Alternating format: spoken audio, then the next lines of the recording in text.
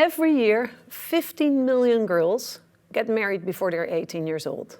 That means that every 2 seconds, somewhere in the world, a girl is getting married.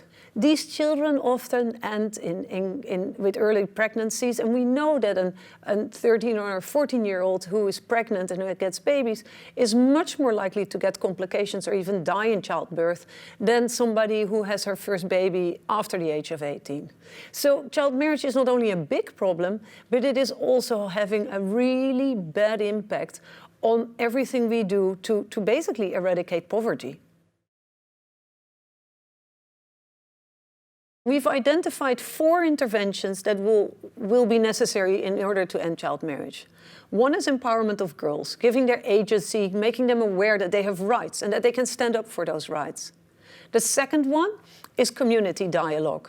Sensitization with parents and local religious and traditional leaders, teachers, helping the parents and everybody else who makes decisions in the community to realize that child marriage might seem a good thing for their daughters, but is actually a harmful thing to do.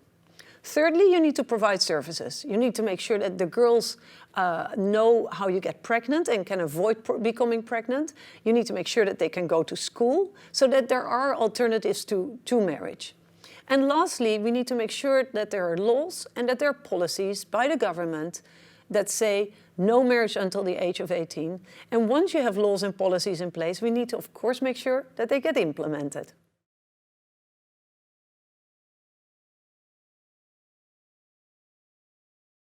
How can you ever get every girl to go to school if every year 15 million girls are taken out of school or were never even allowed to go to school in order to get married? So there is a very, very clear link between child marriage on the one hand and education. And similarly, of course, when we think about how to end child marriage, education is part of the solution.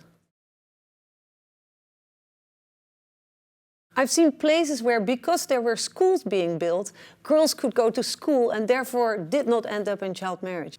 I've also seen places in Western Africa where entire villages have been talking about what is the damage done, not just to the girls, because sometimes they don't even care about the girl, but what is the damage done to the community, the economic implications, the health implications of child marriage. And these villages have collectively decided to end child marriage, one after another. There are thousands of villages. And what I'm really excited about is that now, with this renewed global attention and this new target in the development goals to end child marriage, that we now also see governments in South Asia, in Africa, in other places, starting to develop comprehensive strategies where the different ministries work together, all to make sure that girls will stay out of marriage and will actually, stay in school so that they can live up to their full potential.